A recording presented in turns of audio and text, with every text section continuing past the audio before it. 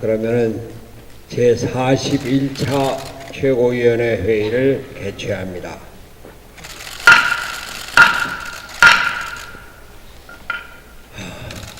저 괜찮죠? 오늘 아침에 재보니까 어제보다 또 1kg가 더 줄었네요. 48.4kg가 됐는데, 78.4. 68.4. 어제 69. 며칠 안 먹었더니 뭐 기억이 오락가락하네. 어제 69.4였는데, 오늘도 1kg가 줄어서 68.4가 돼서, 바지를 입는데 좀 헐렁헐렁 하더라고요. 네. 확실히 기력은 좀 많이 빠진 것 같고, 잠은 잘 잤습니다. 오늘로 단식이 날짜로 9일째, 만으로는 이제 8일이 채 안 됐는데, 많은 분들께서 건강 걱정을 하고 계시고, 많이들 위로 외문을 해주시는데, 아직도 건강하다는 말씀을 드리고 싶습니다. 제가 오늘 아침에 최고회의를 위해서 정장을 하면서 월요일 최고회의를 내가 정장을 하고 참석을 할 수 있을까 좀 생각을 해봤는데 편하게 잘 지내려고 합니다. 저는 여튼 제 건강이 허락하는 대로 꿋꿋하게 지킬 것이고, 더불어민주당과 자유한국당 하루빨리 결단을 해주기를 바라는 마음 그뿐입니다. 더불어민주당이 어제 그저께 열린 최고위원회에서 여야가 논의해온 연동형 비례대표제 도입 등 선거제 개혁의 기본 방향에 동의한다고 결의했습니다. 더불어민주당의 입장을 환영합니다. 그러나 연동형 비례대 도입 논의를 정계특위로 미룬 것은 잘못된 것입니다. 연동형 비례대표제 도입이 당 차원에서 합의되지 않는다면 정계특위에서의 논의도 제자리 걸음만 반복하다가 선거제 개혁 자체가 무산될 것임이 명확하기 때문입니다. 먼저 당 차원에서 연동형 비례대표제 도입을 합의하는 것이 순서입니다. 더불어민주당의 책임있는 여당으로서 자유한국당과 연동형 비례대표제에 대해서 기본 방향을 합의할 뿐 아니라 시한 또 그 내용에서 요즘 논란이 되고 있는 소위 국회의원 정수에 대해서 또 기본적인 합의를 해서 이러한 방향과 내용을 갖고 정계특위에서 세부적이고 구체적인 논의를 해달라 이렇게 맡기는 것이 순서입니다. 자유한국당에 말씀드립니다. 나경원 신임 대표가 원내대표가 어젯밤 늦게 저를 방문했습니다. 당론이 아직 정해지지 않았고 또 당이 어수선하다고 합니다. 또 많은 의원들이 연동형 비례대표제에 부정적이라는 말도 했습니다. 안타까운 일입니다. 자유한국당은 촛불혁명으로 정권을 빼앗긴 정당입니다. 촛불시민혁명은 내가 나를 대표한다고 민주주의를 제도화하라고 외쳤습니다. 자유한국당은 시민들의 요구에 응답함으로써 새로운 시대에 나서야 합니다. 기득권에 연연해서는 안 됩니다. 국민의 뜻이 국회에 반영되어 일하는 국회, 제대로 권능을 가진 국회를 만들어서 민주주의를 한 단계 발전시키는 데 앞장서 주기 바랍니다. 그것이 자유한국당이 새롭게 환골탈퇴하는 첫걸음이 될 것입니다. 그러나 문제의 핵심은 문재인 대통령에게 있습니다. 우리 대한민국이 지금 위기로 가고 있습니다. 문재인 대통령도 일부 시인했다시피 체감 경기는 한파 중에 한파입니다. 최저임금 등 서민들과 소상공인, 자영업자, 중소기업 등은 생활의 나락으로 내몰리고 있습니다. 무엇보다도 문재인 정부의 정책 잘못이고 제왕적 대통령제의 거수기 역할을 하는 집권 여당의 무능 때문입니다. 한반도 상공에는 세계 경제 패권 전쟁 등 퍼펙트 스톰이 몰려오고 있습니다. 19세기 구한말 같은 상황입니다. 대한민국은 새로운 모멘텀이 필요합니다. 촛불 정신을 담아서 다양한 국민 민의와 목소리를 반영할 수 있는 시스템 도입입니다. 이를 통해서 국민이 단결하고 단합된 힘으로 내후의한을 극복해야 할 때입니다. 이를 위한 최적의 제도가 바로 연동형 비례대표제를 통한 합의제 민주주의를 확립하는 길입니다. 독일은 연동형 비례대표제로 협치와 연정을 통해서 세계 최고의 경제적인 경쟁력, 최고의 복지국가를 이루고 동서독의 통일을 이루었습니다. 강력한 경제력을 바탕으로 EU 통합을 선도하고 그 중심 국가가 되었으며 지금은 4차 산업혁명을 선도하고 있습니다. 청년 일자리가 남아돌고 있습니다. 정치권, 기업인, 국민이 단결한 결과이고 정치적인 안정을 기한 결과입니다.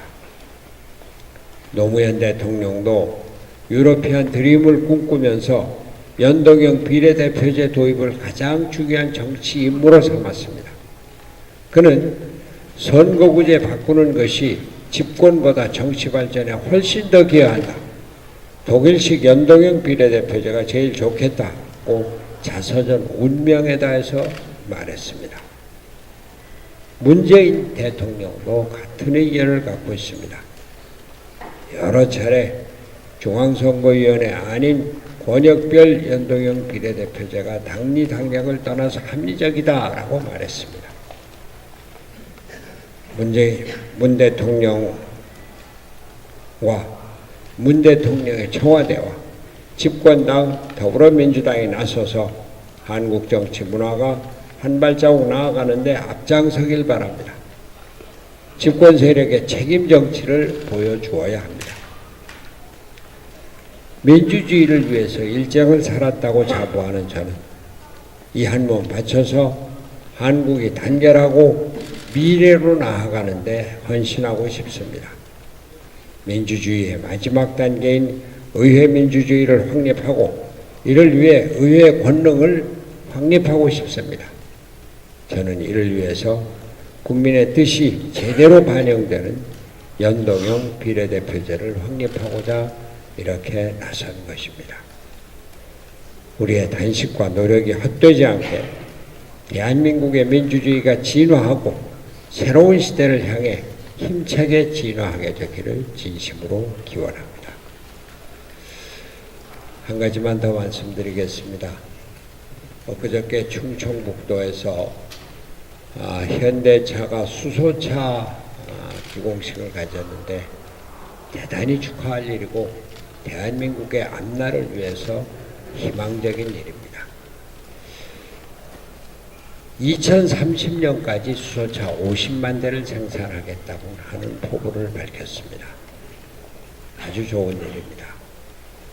그러나 저는 2030년에 수소차 50만 대를 생산해서 과연 우리가 세계적인 자동차 국가로 선도할 수 있을까 좀 걱정입니다. 우리 현대차가 지금 500만 대, 600만 대 생산을 하고 있는데 2030년대가 되면은 내연차는 선진국에서 거의 없어져야 될 때가 되지 않나 모르겠습니다. 현대차도 그렇습니다만 정부에서 좀 더 적극적으로 수소차 개발과 발전에 지원을 해서 인프라를 깔아주고 또 수소차에 대한 보급, 수소차 보급을 위한 지원책을 좀 더 늘려서 빨리 국내에서부터 수소차를 상용화시키고 확대시켜서 세계로 진출하는데 2030년에 50년, 지금부터 12년 후가 되는데 너무 늦는 것 같습니다. 우리나라 4차 산업혁명에 빨리 뛰어들고 참여해서 신기술을 확보하고 대량 생산에 앞장설 수 있도록 정부에서 혁신 성장을 바로 그런 면에서 해주기를 바랍니다. 감사합니다.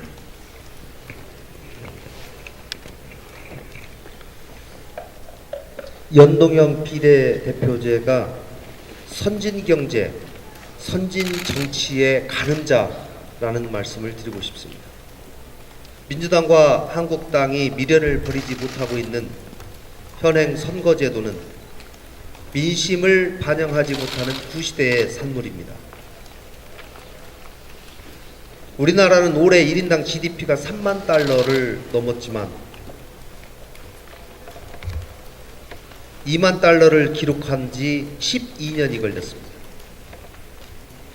계층 간 소득 격차가 크고 저성장이 지속되고 있습니다.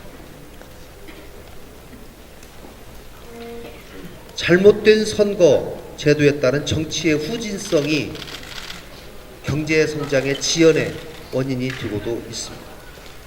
국민소득 3,300달러이던 30년 전 87년에 개정된 선거제도가 지금까지 계속되면서 정치 후진성의 원인이 되고 있습니다. 정치 선진국 중에 경제 선진국이 아닌 나라가 없습니다. 또 경제 선진국 중에 정치 선진국이 아닌 나라도 없습니다. 연동형 비례대표제는 정치 선진화를 이루고 또 이를 통해서 경제 선진화를 이끌게 될 것입니다. 해외 사례를 잠깐 보겠습니다. 2015년에 EIU라는 기관이 있습니다. 영국의 이코노미스트 계열 회사입니다. 여기서 발표한 민주주의 지수가 높은 나라들의 선거제도와 정치제도를 조사한 결과는 1위부터 6위까지 그대로 또 상위 10개국 중에 8개 국가가 다당제 국가이고 연동형 비례대표제를 도입하고 있습니다. 또 국제투명성 기구가 발표한 2016년 국가별 부패 인식지수에서 청렴 국가 1위부터 5위 마찬가지로 10위 안에 있는 8개 국가가 다당제와 연동형 비례대표제를 채택하고 있습니다. 구체적인 자료는 제가 발표해 드리겠습니다. 이처럼 연동형 비례대표제는 정치 선진화와 경제 선진화를 담보하고 있지만 민주당과 한국당은 기득권에 대한 미련 때문에 소극적입니다. 결국 대한민국 정치 선진화와 경제 선진화에 양당은 의지가 없다는 것입니다. 양당은 각종 핑계를 대면서 회피하고 있습니다. 민주당은 자유한국당이 반대하니 야3당을 포함한 4당이 먼저 연대하자, 1월에 합의하고 2월에 처리하자고 합니다. 그러면서 한국당 설득이 쉽지 않다는 얘기만 합니다. 홍영표 대표는 자유한국당을 적극 설득하겠다라고 얘기하고서도 어제 나경원 신임 대표에게 전화 한 통 주지 않았습니다. 모두 틀렸습니다. 이러한 민주당의 소극적 자세는 한국당의 결단을 미루게 되는 변명거리만 되는 것입니다. 선거개혁 논의가 미뤄지게 되어서 결국 합의가 되지 않기를 바라는 마음을 돌려서 표현한 것뿐입니다. 예산안 야합에 대한 비난을 지금 잠시 모면하자는 것으로밖에 안 보입니다. 양당은 예산안 야합은 불과 30분 만에 합의를 이뤄냈습니다. 그 정도의 의지면 지금 한국당을 설득 못할 이유가 없습니다. 자유한국당에게도 묻습니다. 나경원 신임 원내대표는 가장 빠른 시간 내에 의원총회를 열어서 의견을 수렴하겠다라고 신임 인사 방문차 언급했습니다. 그러나 의원총회는 언제 열릴지 깜깜무소식입니다. 빨라야 다음 주 화요일 또는 수요일을 얘기하고 있습니다. 전혀 절박감이 없습니다. 제발 의회 민주주의를 지켜주십시오. 촛불에 망한 정권이 정치 개혁을 앞장서서 해야 되고, 정치 개혁의 요체는 민심 그대로의 선거제도를 수용하는 것입니다. 나경원 신임 원내대표님, 취임 후에 여러 가지로 정신이 없을 것입니다. 그러나 가장 최우선에 이 문제를 두고 당리당략과 이해득실을 떠나서 대한민국의 미래를 생각하고 대한민국의 정치 개혁을 생각하는 대의의 길로 나가주십시오. 오늘 10시 20분 국회의장 주재의 회동이 있습니다. 이 자리에 좋은 해결책을 갖고 나오시기를 기대합니다. 양당은 더 이상 빈약한 변명을 하지 말고 하루빨리 5당이 합의할 수 있도록 노력해야 합니다. 그것이 20대 국회가 해야 할 일이고 시대적 사명을 완수하는 길입니다. 다시 한번 양당의 조속한 동참과 합의를 촉구합니다. 이상입니다.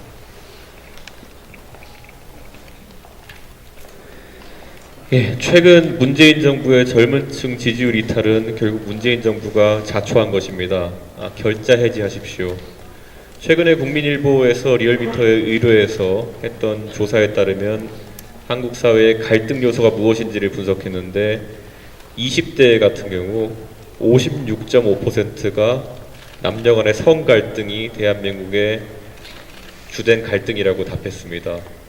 그리고 빈부 갈등에 의한 경제적 불평등에 의한 갈등은 22.2%밖에 되지 않았습니다. 더욱 놀라웠던 것은 결국 이념 갈등을 택한 수치는 9.3%밖에 되지 않았습니다. 우리가 지금까지 알고 있던 전통적인 갈등에 대한 관념 구조 자체를 바꿔야 합니다. 특히 세대 갈등이 심하다는 응답은 1.6%에 지나지 않았습니다. 그럼 최근에 왜 문재인 정부 들어서 젊은 세대가 이렇게 성 갈등을 주된 갈등으로 인식하게 되었는지 따져봐야 됩니다.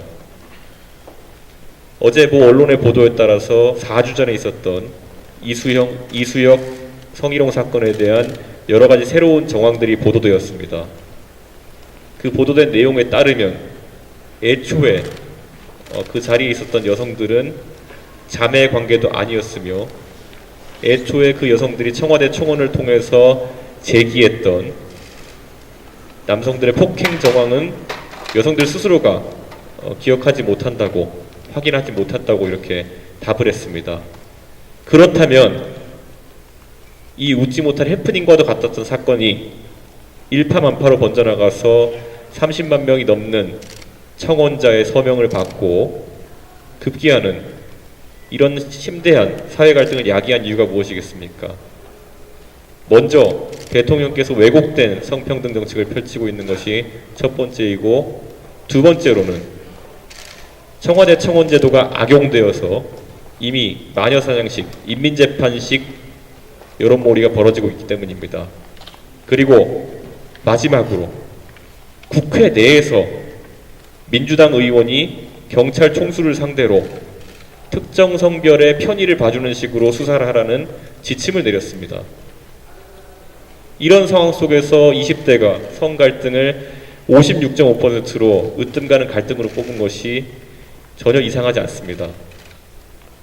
대통령께서는 망국적인 지역 감정에, 세대 갈등에, 이념 갈등에 더해서 성 갈등까지 야기하려는 것이 아니라면은 당장 이번 정부 들어서 심화되고 있는 성 정책에 대해, 성 불평등에 대해 가지고 시정 조치하시고, 무엇보다도 젊은 층이 바라는 이런 다양한 욕구에 대해서 응대할 수 있도록 민주당도 각별히 유의해 주시길 부탁드리겠습니다.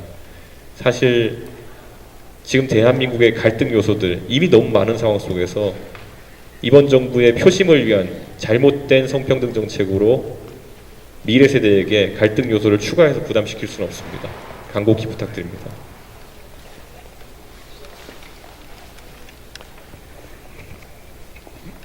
네, 지금 대표님께서 이렇게 오래 단식하고 이런 상황에서 우리가 다른 얘기를 해도 사실 귀에 들어오지도 않을 것 같습니다. 지금 우리나라에서 또 우리 당에서 가장 중요한 문제는 연동형 비례대표제입니다. 나경원 한국당 대표가 우리 여기에 와서 연동형 비례대표제 선거제도는 권력구조와 연계를 해야 된다, 연계를 해서 논의를 해야 된다라고 했습니다. 사실 권력구조뿐만 아니라 그러면 개헌과도 같이 연계해서 논의해야 되고, 국민의 의견 수렴과 같이 연계해서도 논의해야 되고, 사족을 달자면 끝도 없습니다. 연동형 비례대표제를 도입하면은 우리가 지금 계속 지적하고 있는 제왕적 대통령제, 이것은 분명히 희석이 되게 됩니다. 그러면 만약에 한국당이 연동형 비례대표제를 논의를 하지 않는다면 한국당은 앞으로 제왕적 대통령